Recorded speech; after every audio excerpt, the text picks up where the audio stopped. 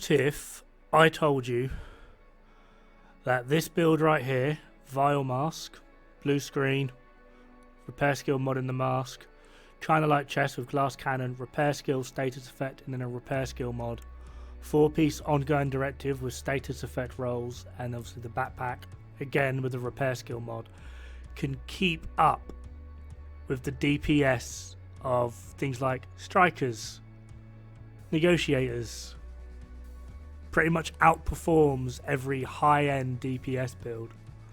Just to show this, I'm running strikers, Herbie is running strikers, Grey Wolf here is running negotiators. However, before we begin, head on over to twitch.tv/Riseofbrotality. This is my clan leader. He helps me out with so much. He helped me out with this video. I've been trying to farm this build so that I could show you myself, but to no luck. So I've had to drag him in again to be like, hey, can you carry us and show us your absolutely dumb level of skill, build knowledge, the bloody lot. The guy is a monster. Please do follow him. He is Australian, so I'm aware he's not going to be in like everyone's time zone, but sometimes he does stream at crazy weird hours or for a stupid amount of time. So you never know, you might be lucky to catch him. But honestly, the guy is so nice, so community driven.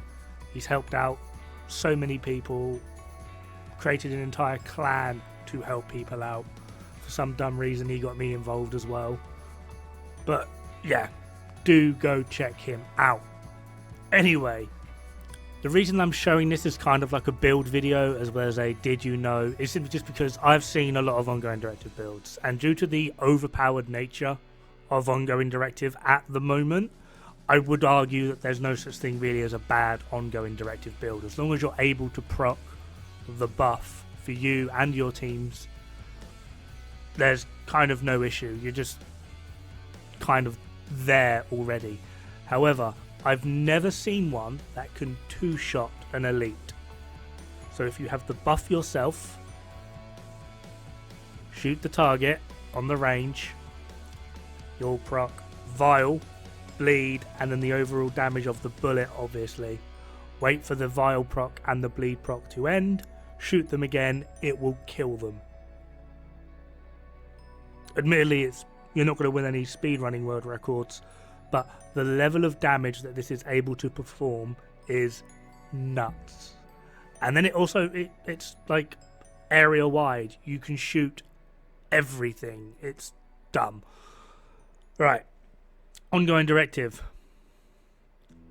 The 2-piece is 15% status increase. The 3-piece is plus 30% reload speed.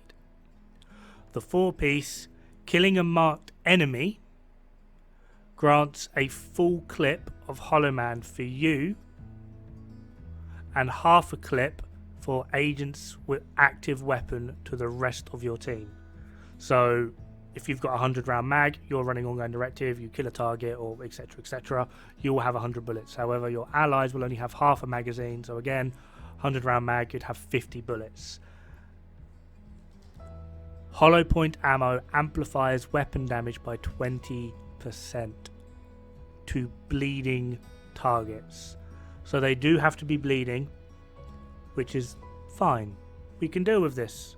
It's not a problem. Now, Rise is utilising the backpack as well, which increases the duration of the bleed by 50% and all damage done by 100. The main thing you really want here is the bleed increase by 50%. Just because Hollow Point amplifies weapon damage by 20% to bleeding targets. The longer they are bleeding, the more you're able to have that damage uptime. As well as, the longer they are bleeding, the more in which you're able to proc the 4-piece talent rules of engagement so that you're able to get your hollow point ammo back. Now, there is one huge glaring issue with ongoing directive. For the person playing ongoing directive, you always get a full mag. It's fine. However, ongoing directive by itself is actually not that damaging. It is very much now a team orientated, team buff styled set. so you do require a team. It can be played soloed, do not get me wrong, but where it really shines is in a team. Your team will only get half a magazine, which means that the overall damage amplifier, you could kind of just say it's only really a 10% buff, simply just because of if you're running a 50 round mag, only 25 rounds are going to have hollow point. So for half of your magazine, you're going to get 20% increase.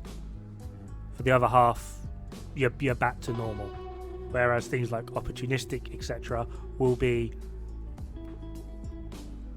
well, still 10% or potentially 15, but it lasts until the target basically dies or the buff itself runs out, but you can always have it active.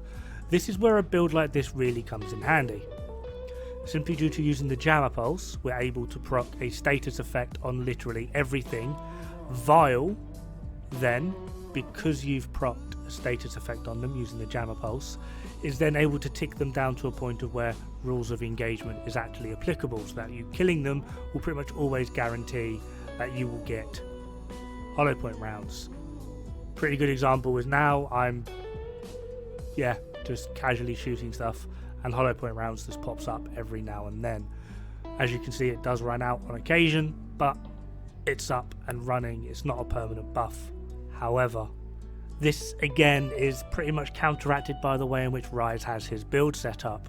Typically, because of where he is using blue screen, enemies will pretty much have a combination, or even just at minimum, one of Scanner Pulse, which isn't a status effect, so we'll ignore that, Disrupt, Disorient, Bleed, as well as the Vile Tick. The overall combination of all of these will either mean that the enemies will be under a form of status, so that you're able to proc hollow point very easy, or, although admittedly not going to be that much, will be subject to continuous damage from Vile and Bleed. Now, rules of engagement is actually itself a unique multiplier. This basically happens after everything else is calculated, pretty much the same way glass cannon, opportunistic, sledgehammer, etc. are also calculated. So once everything else has been equated, what your final damage number would be, just times that by 1.2. That is what ongoing directive will give you, unless of course you are running the chest, which is 35% amplified. The chest is, although very, very useful, it's a massive damage increase. In terms of team buff capability, it's not particularly that useful, simply just because of the reasons I mentioned earlier, mainly the fact that it is a more orientated towards a team buff side of things, and in order to incorporate hollow point ammos or hollow rounds, whatever they're called, rules of engagement, for your team, you really actually do need that bleed to last longer, or your status effects to last longer. The chest is very much more of a solo side of things, so it is going to completely depend on how you personally want to play. For solo, the chest is very well done. For a team orientated thing or style of play, the backpack will actually serve you better, not because of the increase in damage to bleed, purely because of the increase in duration. The longer the enemies are bleeding, the more chance your team has in order to proc rules of engagement for their hollow point ammo themselves. Or at least this is just in my experience. One quick side note is just the simple fact that Carnage exists for Perfect Sadist, which is amplified damage to bleeding targets, as well as things like Ridgeway's Pride exist. This will mostly outperform the chest just because of a direct output that they will have, or a direct cause for bleed themselves. Another bonus to running Ridgeways with the backpack for ongoing directive is the longer that they bleed, the more healing that you will then gain. This is strictly PvE. I've said it time and time again, I have no idea about PvP. I can put forward ideas, but when it comes to whether or not they work, I haven't got a clue. Still. Now, there is a slight caveat to this, and it's purely the specialization. Depending on how you want to play, your best options are Demolitionist because of the explosive damage increase. On your concussion grenade, this will increase the vile ticks. So it's more of a standalone sort of thing. If you're playing solo, I would recommend absolutely demo. Or in a group, you can run survivalist simply because most things are going to be under the effect of a status effect 99% of the time. It works very well, and this is yet another team buff. It also means you're able to utilize the fire grenade as well as then run something like lefty or stage left to help proc sledgehammer.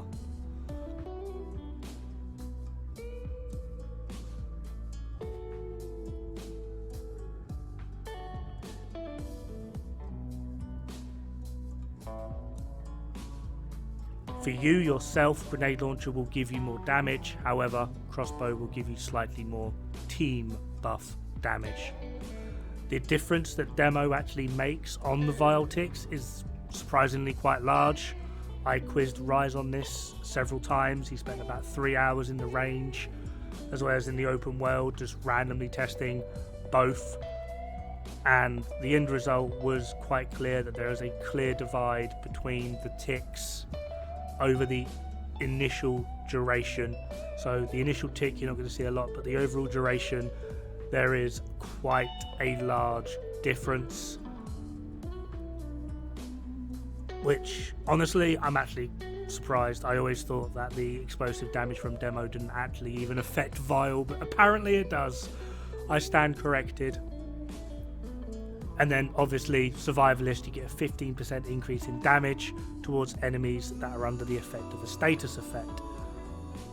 We have Jammer Pulse, we have Disorient, we have Disrupt, and we have Bleed. Along with the fact that you've basically got 4 people constantly shooting bleed bullets, the chances of things bleeding are going to be very high. Just the chances of things being under the effect of some form of status is very, very high.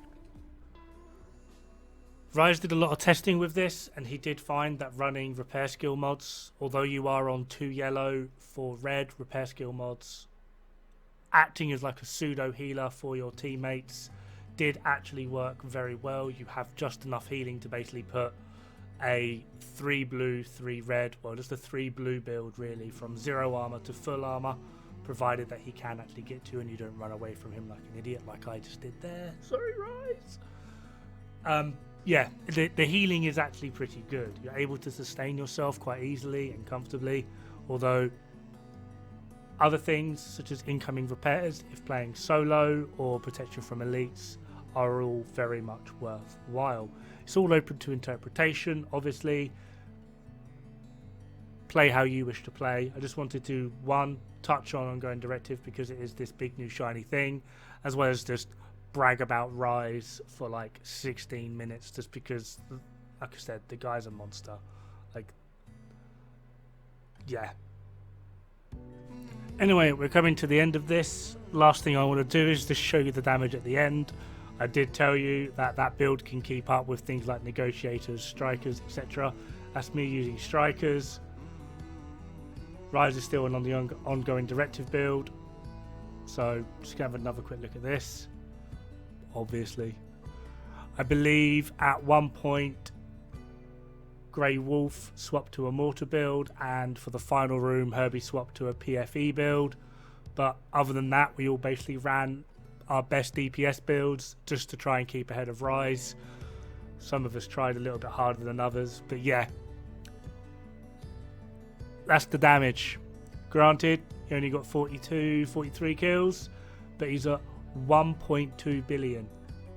Herbie just got over 1 billion, I got 1.7 billion, and Grey Wolf got 1.5 billion.